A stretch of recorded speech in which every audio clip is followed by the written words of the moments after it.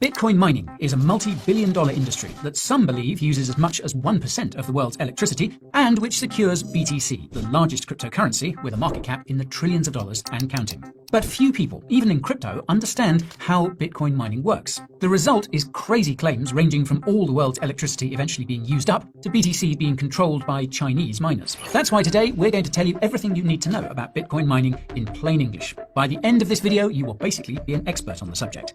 My name is Guy. Stay tuned. To understand Bitcoin mining, you need to know a bit about what Bitcoin is and what it isn't.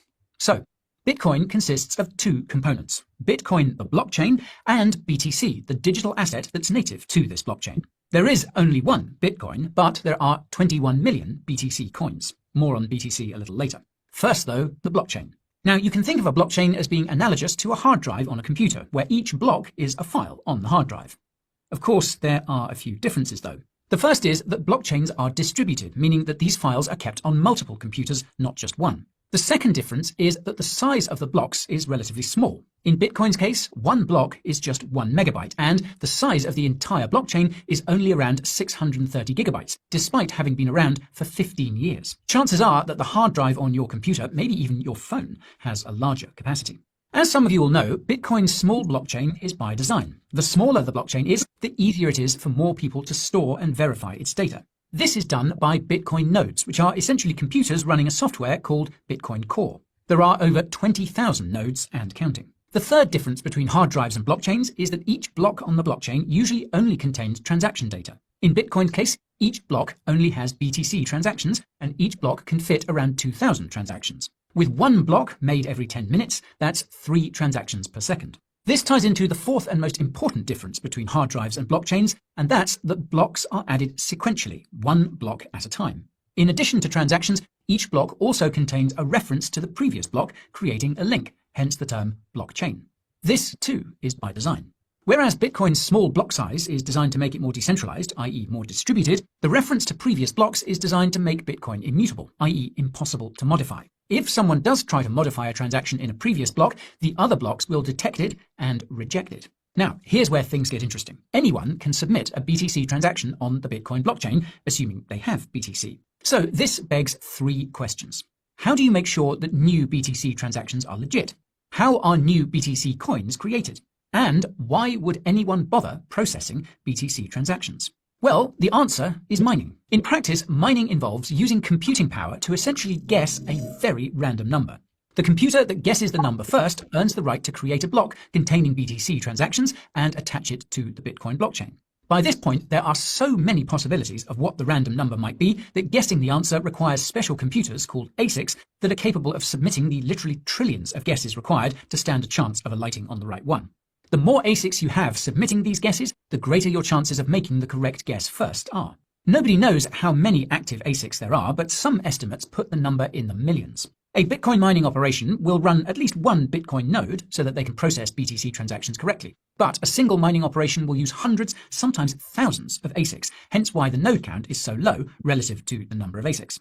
Now, obviously, it's very expensive to purchase and power these ASICs, and that's also by design. By making it difficult to create a Bitcoin block, it significantly reduces the chances that someone would spend all these resources to create a block containing invalid BTC transactions. That's just because the next miner would identify these transactions as invalid and reject those transactions made by the malicious miner. The result would be that the malicious miner would have spent tens of thousands of dollars on electricity and possibly more on equipment, all for nothing. In other words, mining exists to ensure that all new BTC transactions are legit. And this brings us to the other 2 questions: how new BTC coins are created, and why anyone would bother processing BTC transactions given the costs involved. Well, in case it wasn't clear enough, the answer is also mining.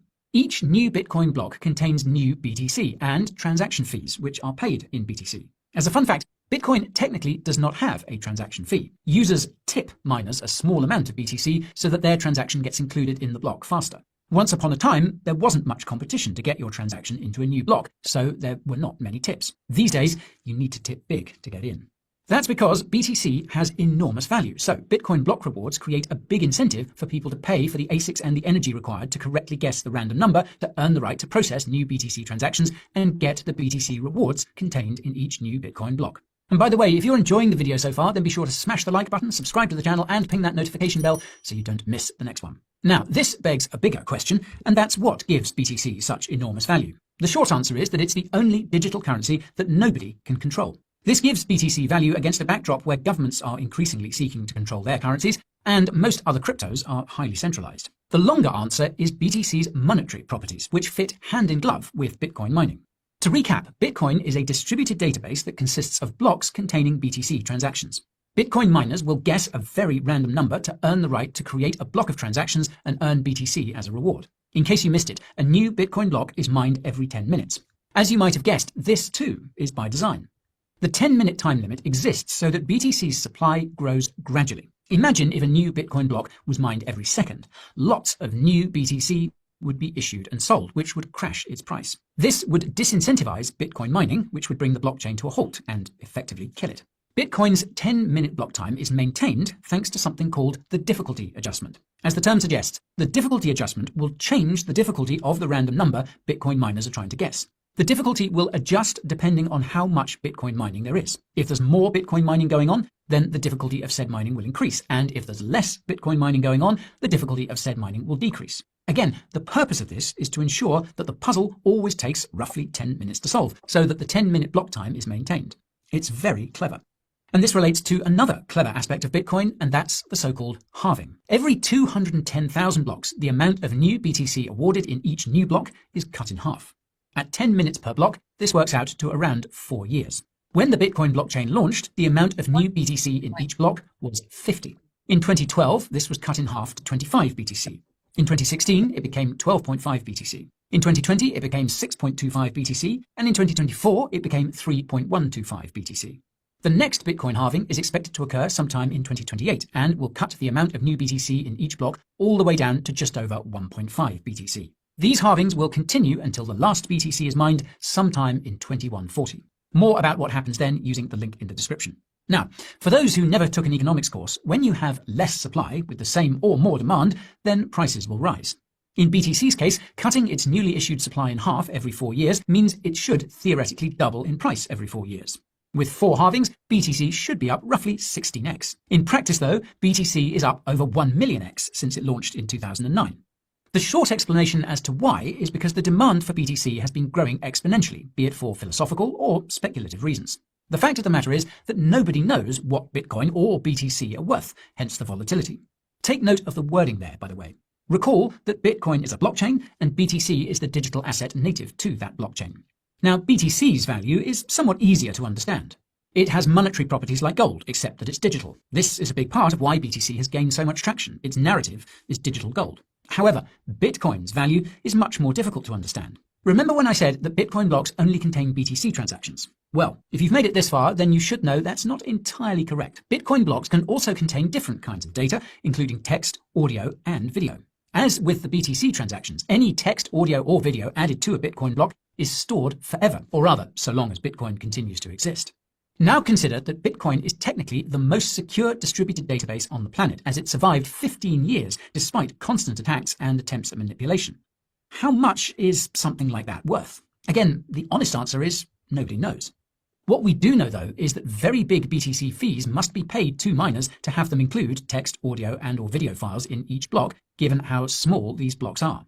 The key takeaway here is that BTC's supply schedule is designed to increase BTC's value over time. This is to ensure that Bitcoin miners are incentivized to continue trying to guess those random numbers in order to create new Bitcoin blocks containing BTC transactions and whatever other stuff people are adding in. What's fascinating is that the mechanisms required to create and maintain BTC's supply schedule, and in particular the difficulty adjustment, make Bitcoin mining an incredibly competitive industry. As the difficulty increases, the harder mining becomes.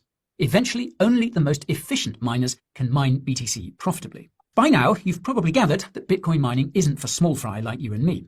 By the sound of it, you need a lot of money and manpower to mine Bitcoin and get some fresh new BTC. Well, this isn't necessarily true. That's because it is possible to join a mining pool along with other shrimps. As the name suggests, mining pools are where smaller mining operations will combine their computing power to increase their chances of guessing the number first.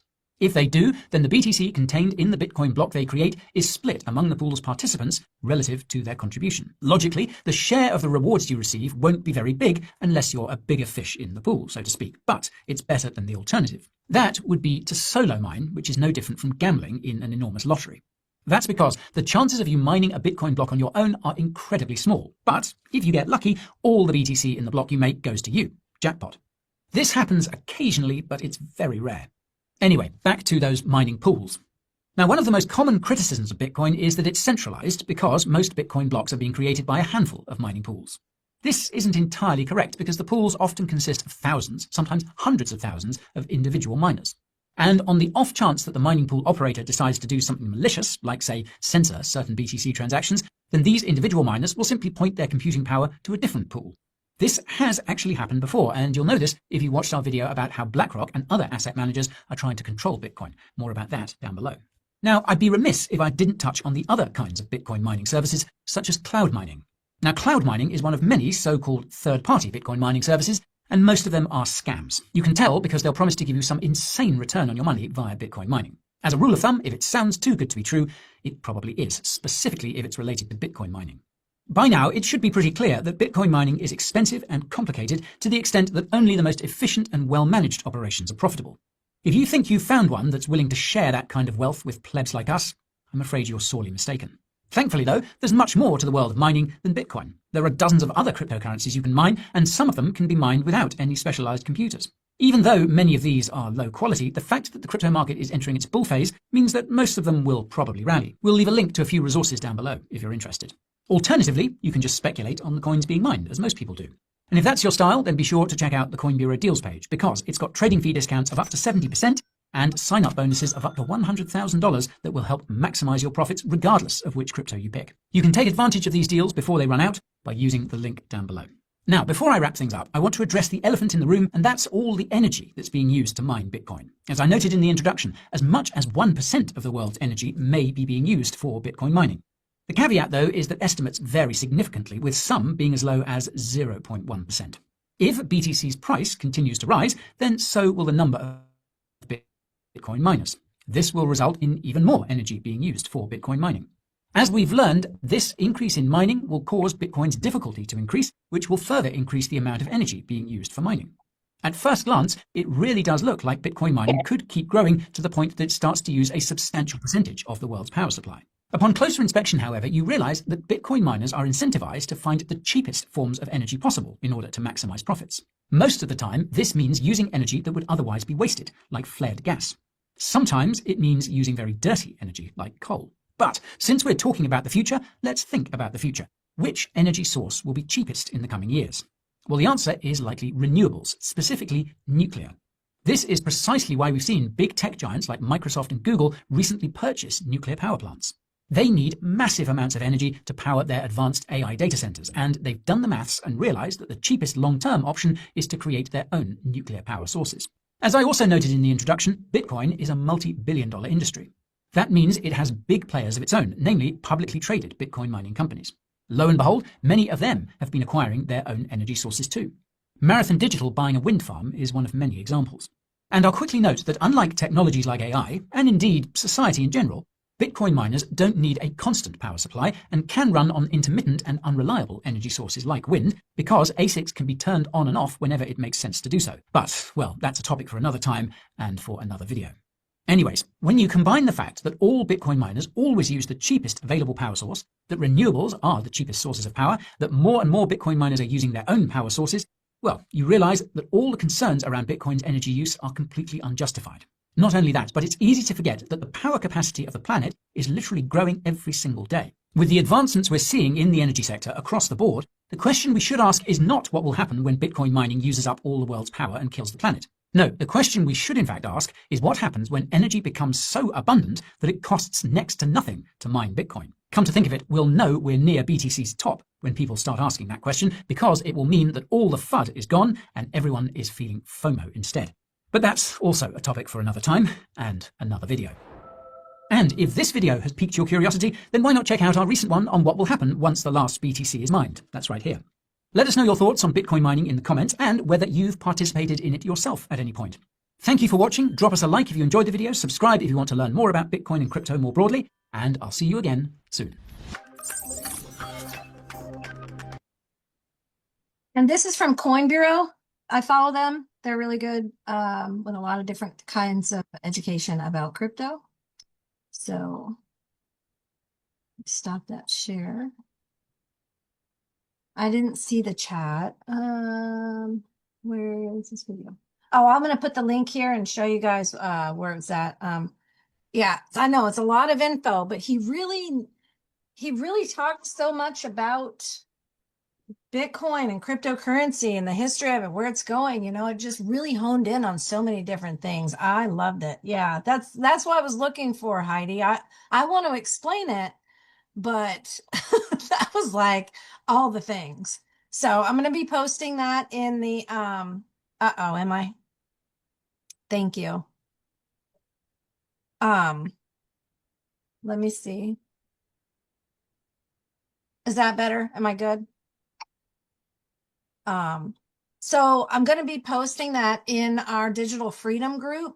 So if you have people that you've added to digital freedom, you could use that as a really good tool to tag them in it and explain to them what mining is. If you've shared in the past with somebody about Texit and you want something to follow up with, you can use that video or find a section in that video that you think, 1 minute, 2 minutes, 5 minutes, and cut it off there and send that to them. I want to break that video down in some little chunks. When I do, I'll share it with you guys. But it really was great, and as he was talking about like the Bitcoin miners being scams, I meet people and they say, "What do you do?" I'm like, "I do crypto," and they're, "Oh, so you're one of those scammers." People have this idea that it's all a scam. And like Amy said to that guy, like, how is it a scam when it's passing, Google? Um, it can't continue to be a scam in everybody's eyes because we're here to educate. It's being more adopted around the world. There's a lot of companies that are taking Bitcoin now or crypto or paying. There's a lot of payroll companies that are allowing people to be paid in it. Now you can put it in your 401k, but nobody knows how it's made. So we're over here making it every single day passively, and we're also understanding the side of that, why it's being generated, how we're receiving that, how the Bitcoin coin that we're getting every single day when we're mining, or the Texit coin. So Bitcoin, here's a fun fact about Texit. It's every 3 minutes where Bitcoin is every 10 minutes. So it's and I wanted to show you guys one thing too. We do have videos of our Texit coin mine with Bobby or just itself. I've got some pictures that are just still pictures of just the mine, or there's videos. The ASICs, the L9s that they talked about in the video. We've got pictures of Bobby with those on the forklift, on the pallets. He's cutting open the boxes and showing the equipment.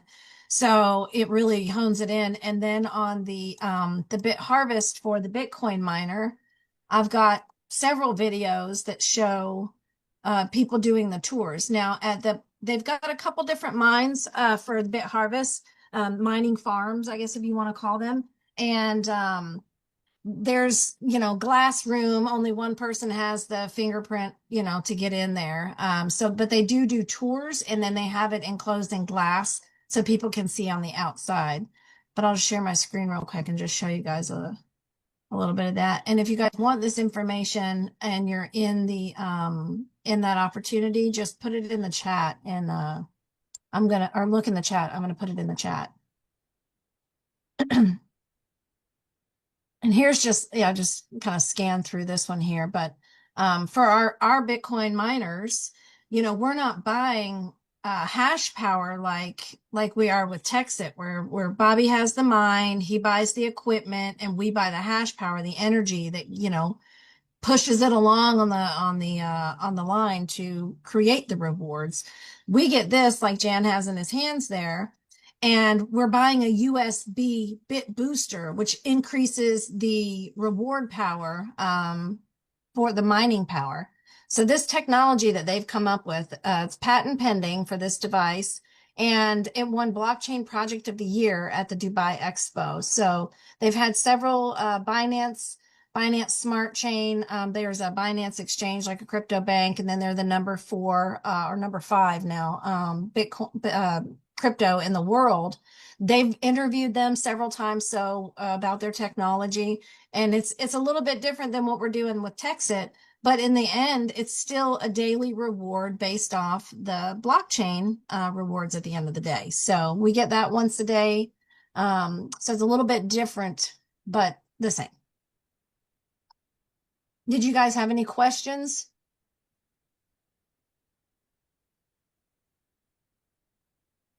Let me go back. I can't see the chat with my things on there.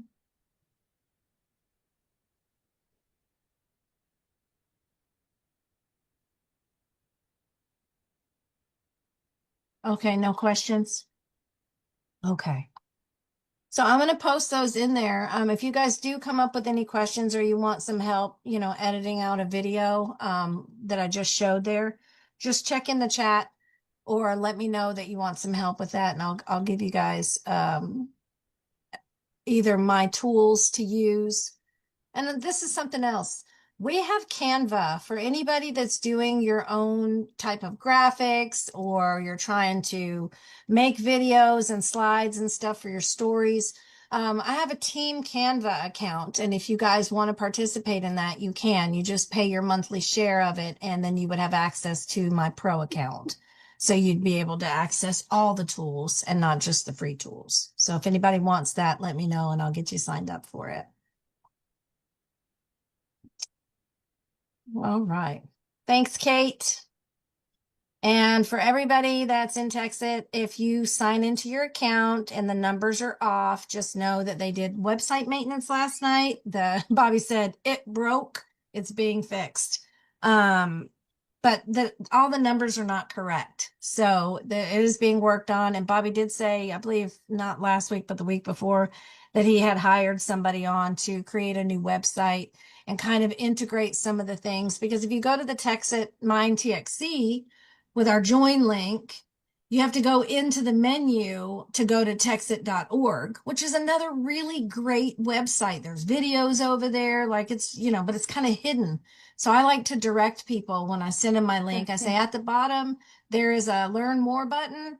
Go click that and go to the menu. There's some other cool videos in there on our other website. I just kind of try to funnel them over to my next step on where I want them to go look. So if you haven't checked out that website and stuff, I suggest everybody do that because it's really cool. But they're going to be, kind of integrating some of these things together in one site. And I'm excited about that. I just hope that they're able to do it with our same links because otherwise everybody's going to have to change everything. And I worked on QR codes today. If anybody wants a QR code, I do have a site. It's completely free. I've got some different samples that I set up. I'm going to post those in the chat. If you guys want to say, yeah, I want one like that, I'm going to send the link out. It's really easy to make, or I can help you make it.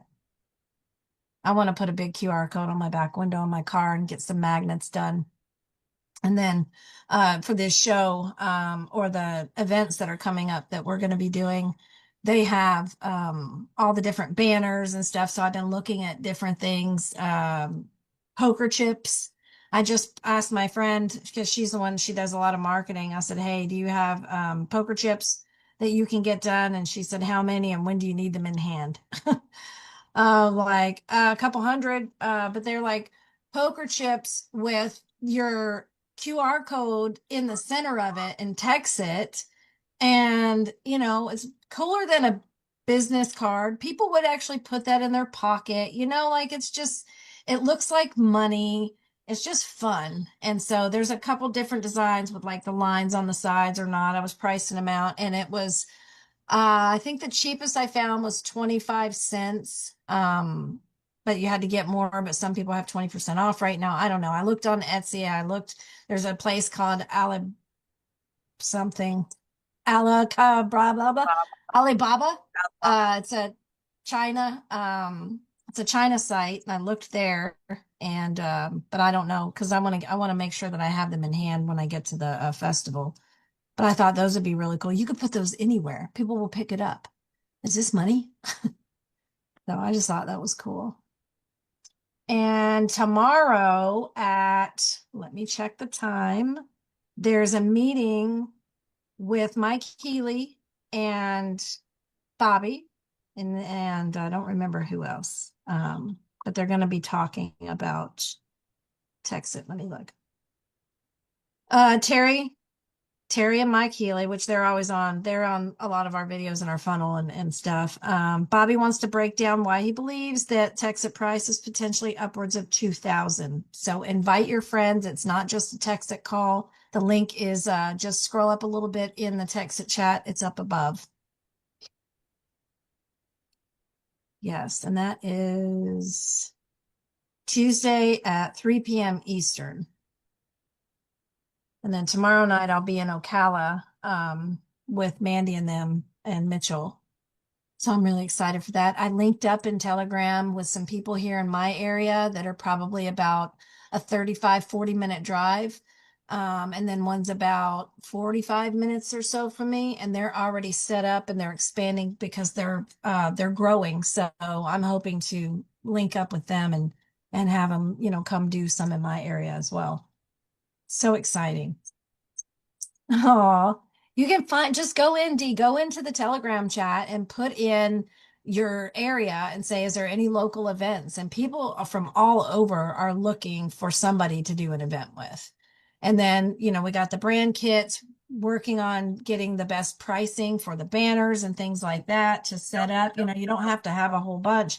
And even when you get your welcome kit, for those of us in the States that got the welcome kit, you could just put that out on your table, your Texit coin, your big book, your colorful book. You wouldn't want to put your personal coins out there because you wouldn't want anybody running by and grabbing them. But that other coin doesn't have any money on it, but it's like a big bulletin board. People can pick it up and hold it and feel the weight of the coin and that it's real. And, it's solid cardboard it's like a little bulletin board. So you don't have to spend a fortune to get started. And the farmers market, flea market down here by me, it's like $10 or $12 for a table. Super cheap. So you don't have to break the bank to go get set up. I'm excited about it. I haven't done a market in a long time. And then if you do have a lot of action in your area, if you're doing meetings and things like that, Bobby will put billboard in your town. There's 5 in the Ocala, which is about 45 minutes to an hour from me where I'm going tomorrow night. And then you can also have him pay for it. So if you had 30 people coming to Olive Garden for dinner and you're going to stand up there and present, you'll be reimbursed for their dinner. You just have to submit the information over to Texit. They got a lot of those coming in and they're doing their best to be fast. So it's not an overnight thing where you pay for it and you get it back. But they will reimburse you, which is really cool. And I don't know if everybody has seen that October 17th, 18th, and 19th at the Formula One race in Austin, they're going to be giving away those 20 wrapped cars. The 1-year lease on those, they've already started buying. They've bought 2 cars already. And I have a video of for your stories or for your page that is showing the inside. It's badass, y'all. It's one of those, the photography, the video is just right. It's showing the dash, it's showing the bumper across the back. It's a nice one. People are like, dang. And then at the end, it's like, hey, we're giving away some of these cars. You could win this car. So, I'm going to post that. I have all this stuff written down here. That's what I've been working on all day. And then I ran out of time to get it all into the chat. I didn't want to just start clogging it up without you guys knowing that you're going to need to go look there for this stuff. Any questions? Any excitement? Anybody got plans for this week? Anybody needing help with their social? What's going on? Anybody have anything to share?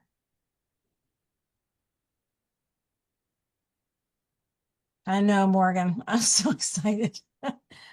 Like, is it September yet? But at least I have the event tomorrow. So I'm cool with that. And I did buy the teamfreedomswag.com.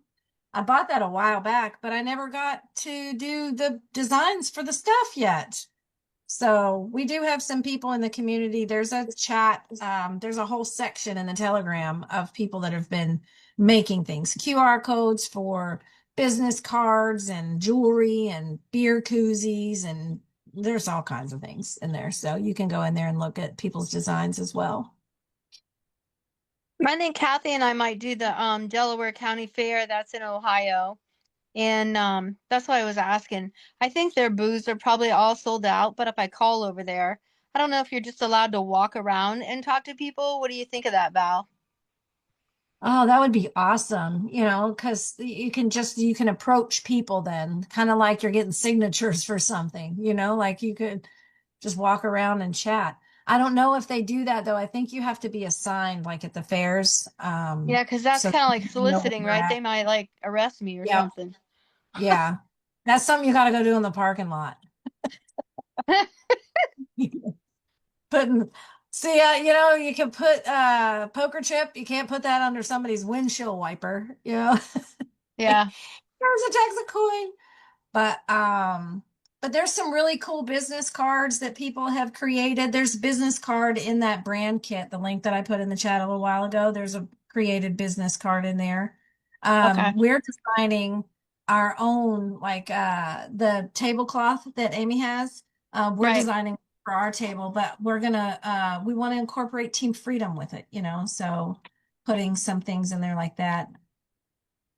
Yeah, absolutely, Morgan, because you're a walking billboard. People standing behind you in your grocery line. If somebody was standing in front of me and I'm just sitting there on my phone waiting, I'm probably going to scan their shirt. If I'm at the red light, I'm probably going to scan the QR code on the magnet on the side. If it says something catchy, it doesn't tell me what it is. I'm going to scan it because I'm going to want to know what it is. Nothing wrong with scanning it. I was setting up a QR code today that has, when you scan it, it takes them to a 6-minute video. What is Texit? And then oh, I can't remember all the things that I put on it. It was simple, but I didn't finish it. So I have to finish it. Cool. Uh, yeah. And it's got, let's see. Well,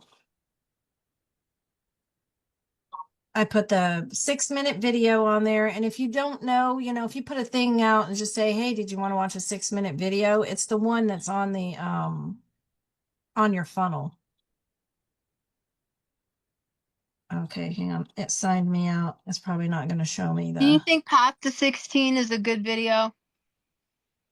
Yeah. And I also like the one, Can $9,000 retire you? Is a really I good don't one. think I've seen that. Where's that one at? Let me grab it. I'll put it right here. That's a good one. Yeah, even if that's monthly. Well, he breaks it down with, basic numbers, not even just 16, but just like basic numbers. Let me grab it. And here we go. I'll put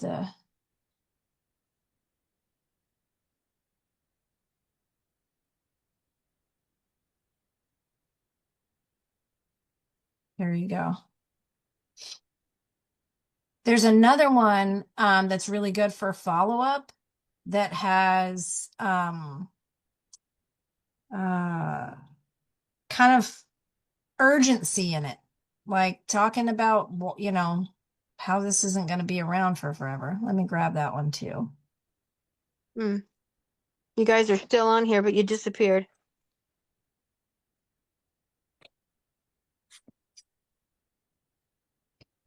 Am I still on here? I think it was just me. Okay. Oh, here it is. Some of these are on the well, they're all on the website or the team YouTube channel. Get it out of your mouth, Val. Bleh. I think it's But the they're not day. all published. All right. Oh, hang on. Let me go. That's not the shareable link. This one. Nobody. Back it up.